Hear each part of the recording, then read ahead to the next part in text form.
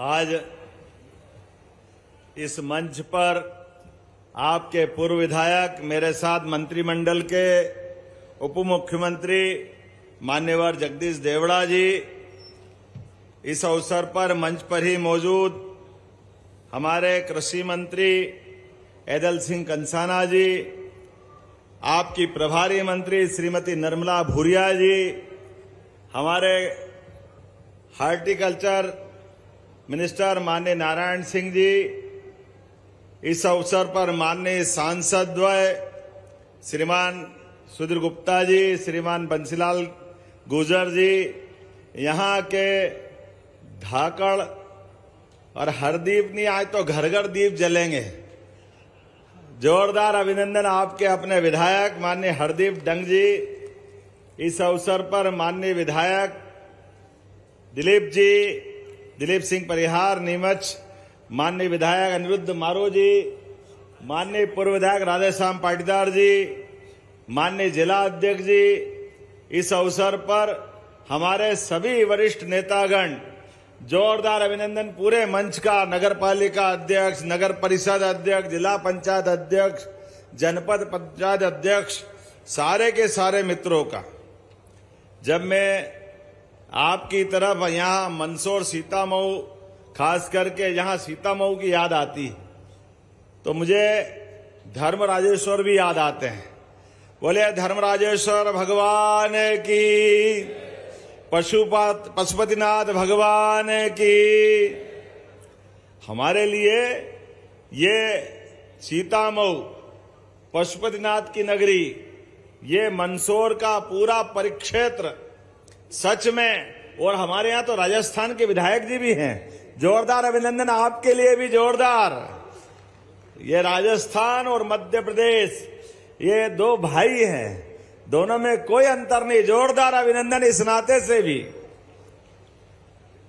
हमारे बीच यशपाल सिंह जी से लगा करके कैलाश चावला जी तक हमारे खलीफा है, पूर्व मंत्री है, बहुत सारे दायित्व का निर्वहन आपने किया। आज जब मैं आपसे बात कर रहा हूं तो हम सब अजंता एलोरा को तो दुनिया में जानते हैं, अजंता एलोरा की विशेषता जानते हैं। हमारे भारतीय उस काल की मूर्ति कला का, जिस काल में दुनिया के कई देशों ने अपने तन पे कपड़े पहनने के लिए भी समझ में नहीं आ रहा था, पता नहीं किस प्रकार की जिंदगी वो जी रहे थे, लेकिन भारत इतना उन्नतशील था कि अपने यहां एक एक देवस्थान के तमाम मूर्तियां, मूर्ति के साथ देवालय पूरे भव्यता के साथ आकाश से बात करते हुए उन्नत शिखर और हमारी संस्कृति की ध्वजा दुनिया में लहराती थी। यह अतीत का गौरवशाली भारत था। ऐसे में ये मंदसौर तो और आगे है। कभी मंत्री जी आपको मौका पड़े, प्रभारी मंत्री जी, दोनों तीनों, मेरा बस चले, अगली बार तो हम अपन कोशिश करेंगे कि यहां इस धर्मराजेश्वर के लिए क्या कर सकते, मंत्रिमंडल में विचार करेंगे। हमने भगवान के देवालय के अंदर मंदिर तो बनते देखा है, लेकिन मूर्ति के लिए दुनिया भर से अलग अलग प्रकार के मूर्ति बना करके भगवान की प्राण प्रतिष्ठा कराते थे। लेकिन एक चट्टान के अंदर पूरा मंदिर भी बन जाए, मूर्ति भी बन जाए, चढ़ाव भी बन जाए, आना जाना पूरा ये अद्भुत, एक तरह से विश्व का आश्चर्यजनक, जैसे अजंता एलोरा में एक चट्टान के एक पत्थर से सारा निर्माण हुआ है, ऐसा अद्भुत काम हमारे सीतामऊ में भी हुआ है। मैं दोनों हाथ जोड़ के उस गौरवशाली अतीत को प्रणाम करना चाहूंगा। जब हम पशुपतिनाथ की तरफ देखते हैं तो पशुपतिनाथ की मूर्ति के अंदर भी, यद्यपि आज तो कृषि मेला है, ये पुरातत्व का और मूर्ति शिल्प की बात करना थोड़ा अटपटी भी लगेगी। ओम जी, माननीय ओम जी सकलेचा छूट गए थे, मेरे अभिन्न मित्र जावत के पूर्व मंत्री और ओम सकलेचा जी, आपका भी अभिनंदन करता हूं। आपका उद्योग धंधे, उन्नत कृषि, नई तकनीक, नए प्रकार से सोचना और अपने बच्चों के लिए स्कूल में लैपटॉप, स्कूटी, डिजिटल बोर्ड, पता नहीं कितने प्रकार की कल्पना है। और भारत तो छोड़ो, जापान तक यहाँ के युवाओं को पहुंचाने का आप काम करते हैं। मैं आज इस नवाचार से भरे मंच पर, कितने प्रकार का विविधता वाला ये मंच है, यहाँ जितने अच्छे से प्रकार से सोच सकते, मैं अपने कृषि विभाग के सारे अधिकारी, उद्योग विभाग के सारे अधिकारी और इनके साथ हमारे चीफ सेक्रेटरी अनुराग जैन, जो आपके पूर्व कलेक्टर भी रहे हैं, पूरे मंच का एक बार जोरदार अभिनंदन करो इस नाते से। सरकार की व्यवस्थाओं के माध्यम से, वैसे तो पुराने जमाने में मेले ठेले लगते थे, उस मेले के अंदर प्रदर्शनी लगती थी और मेलों के माध्यम से वो जानकारियां पहुंचती थी। ये क्रम थोड़ा टूटा है, छूटा है, लेकिन यशस्वी प्रधानमंत्री के लिए जोरदार अभिनंदन करो श्रीमान नरेंद्र मोदी जी के लिए, जिनके माध्यम से हमारा पूरा देश एक नई करवट लेके उठ रहा है। पूरी दुनिया अब भारत की तरफ आशा भरी निगाह से देख रही है।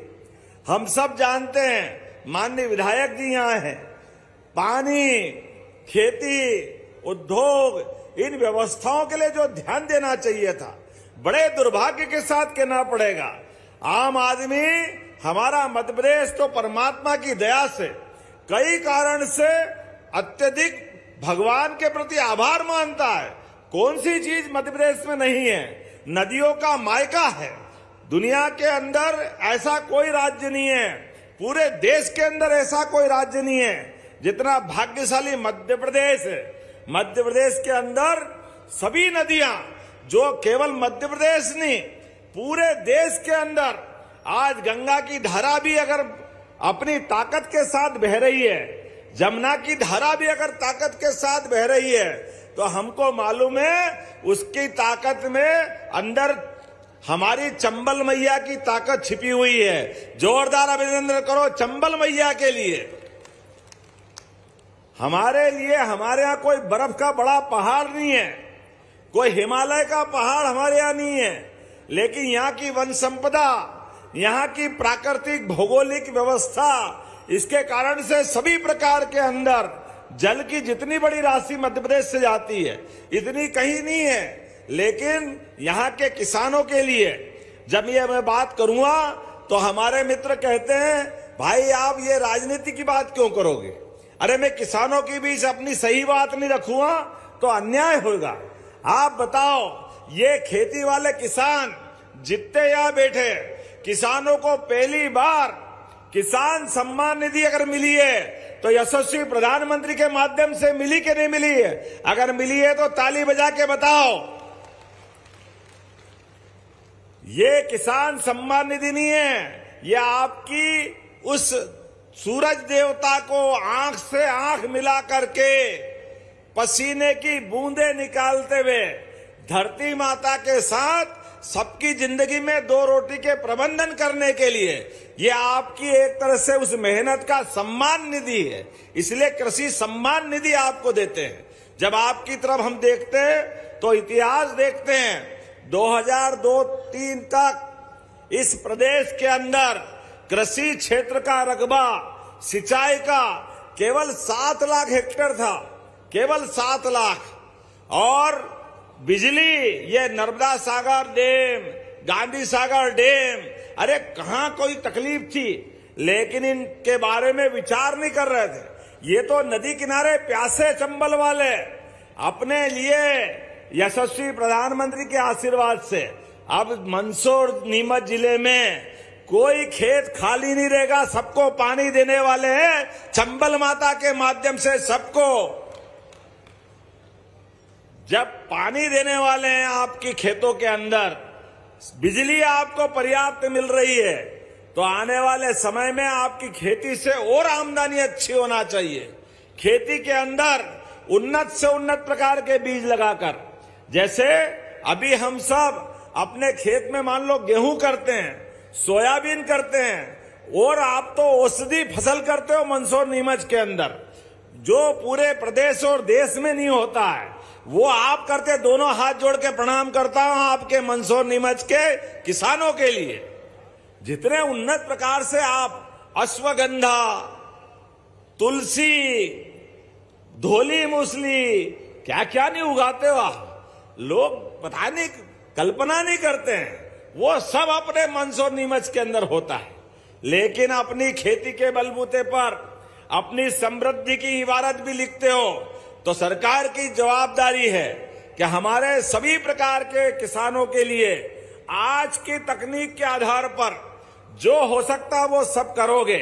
इसलिए एक से बढ़कर एक हम सब जानते हैं, जब गेहूं करने के बाद पराली अर्थात वो अपने भूसे के बाद बचने वाले गेहूं का जो अंश बचता है, जहां हमारे यहाँ खापे भी बोल लेते हैं, यहाँ क्या बोलते हैं? फाचा, फाचा, फाचा। अब वो फाचा बोलो, खापा बोलो, पराली बोलो, ये तो सब गेहूं का बचा हुआ कचरा ही। लेकिन अब क्या करे, खेती अच्छी हो रही है। सरकार की व्यवस्था में आपको और समृद्ध करना है। जाने अनजाने हमसे पाप हो जाता आग लगाने का। अगली फसल हमको करना है और वो खापे खत्म ही नहीं हो रहे, तो आग लगा लेते। लेकिन हाथ जोड़ के निवेदन करता हूं, इससे माफी मांगो। अगली बार अपने खेत के अंदर के सारे ऊर्जा के जो जो तत्व हैं, धरती तो हमारी माता है, हमारे खेत से हमारा परिवार पलता है। ऐसे में जाने अनजाने आग लगा करके खेती की ताकत को कमजोर नहीं करना है। इसलिए हम मशीनें लेकर आए हैं, और मशीनों की कीमत जो दिख रही वो तो दिखेगी, उस पे भी अनुदान देने वाले हैं। एक एक किसान के खेत में अब जो लगे वो खाद बन जाए, ये प्रयास हमारा होना चाहिए। इस प्रकार से हमको खेती करना है। नरवाई जलाना जो कहते हैं, आजकल पूरे दुनिया में डिजिटल जमाना है। आप अपने गांव में, खेत में कहीं भी आग लगाओगे, ऊपर से सैटेलाइट से आपका फोटो आ जाता है। इसीलिए आपसे हाथ जोड़ के निवेदन है, ये इतने सारे स्टॉल लगे हैं, एक से बढ़कर एक स्टॉल लगे, कितना अच्छा लगता है। कोई 1 हार्स पावर का ट्रैक्टर हमने तो पहली बार देखा। 1 horse power, 3 horse power, 5 horse power, नरवई को अपने में ही दबाने की मशीन, अपनी बोने के लिए छोटे छोटे खेत में, सब्जियों के छोटे छोटे खेत में, कितने अच्छे प्रकार से कितनी प्रकार की व्यवस्था है। और हर व्यवस्था के ऊपर हमारी सरकार ने कहा जो भी जरूरत पड़ेगी, जितना अनुदान देना पड़ेगा देंगे, लेकिन किसानों के लिए वो सब करेंगे जो सरकार कर सकती है। किसानों की जिंदगी अच्छी बनाना, किसानों की जिंदगी जब अच्छी बनाना है, तो हमारे लिए अपने देश की तकनीक, विदेश की तकनीक, आपकी जुगाड़ की तकनीक। एक मेरे को बता रहे थे, क्या बताया उनने, वो कौन सा 10 लाख 11 लाख का पूरा ग्वालियर के मेले में एक वो ट्रैक्टर देख के आए थे, उसके माध्यम से वो दवाई छिटकना, खेत की लेवलिंग करना। हमारा मंदसौर का बहादुर एक जवान मिला, उसने 1 लाख में पुराने ट्रैक्टर में वो सब फिट कर लिया जो 11 लाख में मिलता था। जोरदार अभिनंदन करो ऐसे नए दिमाग चलाने वालों के लिए। मंदसौर के, नीमच के हमारे किसान कोई कम पड़ते हैं क्या? मैं आज आपको बधाई भी देना चाहता हूं। जब मैं आपसे बात कर रहा हूं, आज के समय में खेती की फसलों की अच्छी कीमत देने के साथ साथ खेती से कारखाना, और कारखाने से आपकी समृद्धि, प्रदेश की समृद्धि, यह सिलसिला होना चाहिए। आज आप देखो, 55 साल में कांग्रेस ने 500 रुपए कुंटल बढ़ाए केवल। 1956 में 94 रुपए कुंटल था गेहूं, मान के चलो 100 रुपए था। और जब दिग्विजय छोड़ी तो केवल 500 बढ़ा के 600 रुपए कुंटल था। आज से गेहूं, लेकिन अभी 2600 रुपए खरीद रहे कि नहीं खरीद रहे हैं? बताओ आप कौन सा टोल काटा? जोरदार ताली बजा के बताओ अगर मैं जो गलत कह रहा हूं तो सही बताओ। 2600 रुपए कुंटल, हमारा 20 साल में 2000 रुपए कुंटल। लेकिन चिंता मत करना, यही हाल रहा, 5 साल में 3000 रुपए कुंटल से ज्यादा का गेहूं का भाव आपके लिए करने वाले हैं। आपके लिए अभी तो 2.25 साल हुआ है, लेकिन 3.5 साल बाकी है। आपकी केवल गेहूं की कीमत नहीं, अभी खेत में गेहूं के 1 बीघा में बंसीलाल जी कितना गेहूं होता है?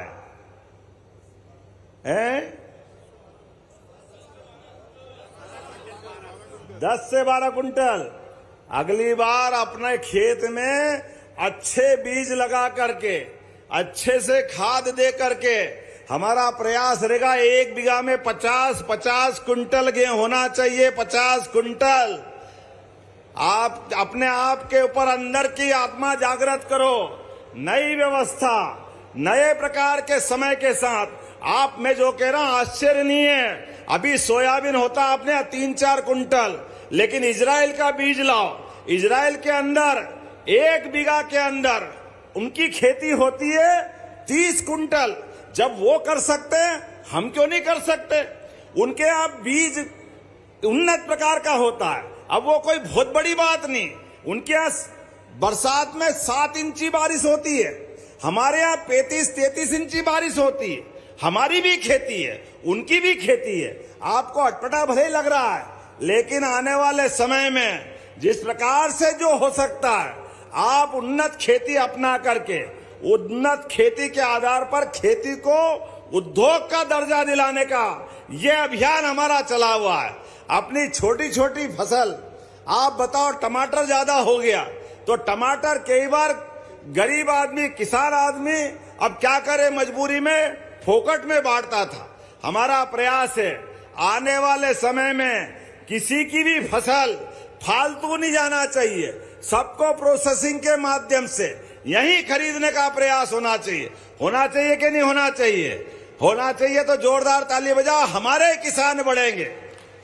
अपने यहाँ जो फसल आप कर रहे हो कुछ नहीं है, 10 लाख की एक मशीन आती है और टमाटर सुखा करके उनका पाउडर बना लो। पाउडर बना करके आप जब भी मैं आज बड़ा अच्छा लग रहा था कई किसानों ने प्याज का पाउडर, कभी सोचते थे प्याज ऐसा मारे मारे फिरते थे, ज्यादा हो जाते थे, लेकिन आजकल टमाटर, प्याज, लहसुन, ऐसी सारी फसलों की आजकल आज के समय में उनको संभाल के रख करके किसानों की जिंदगी बेहतर करने के लिए ऐसे कई प्रयोग करने की आवश्यकता है। मैं तो जब देखता हूं स्ट्रॉबेरी, कभी सुना नहीं था, आजकल खेती में स्ट्रॉबेरी, आपके यहाँ बड़े पैमाने पे संतरा की खेती होती है, मौसम्बी की खेती होती है, होती कि नहीं होती है?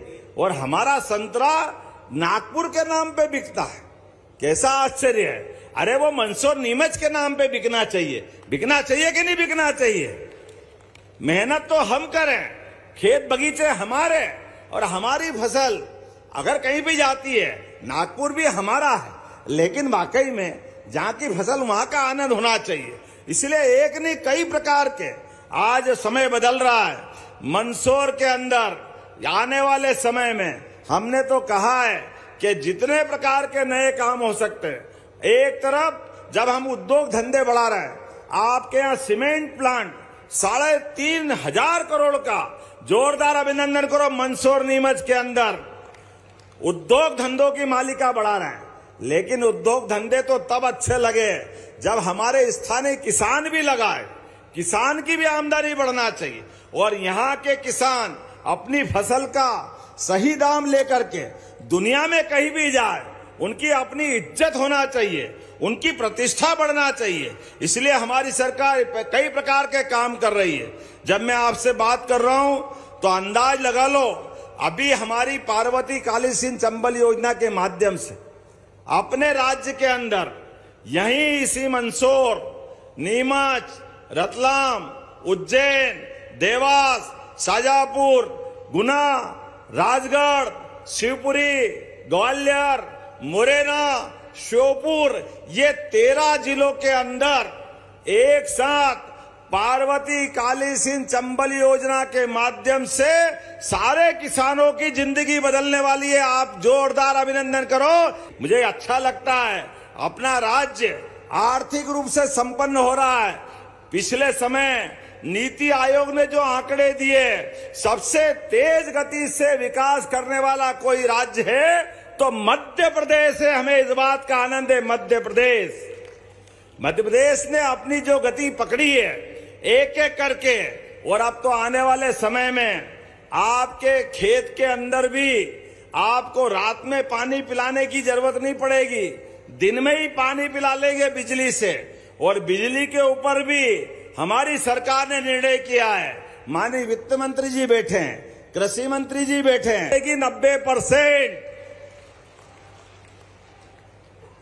10 लाख का पंप 10% आप जमा कराओ, हम आपको अपने लिए खेती बाड़ी के लिए पंप के लिए पैसा सरकार देगी।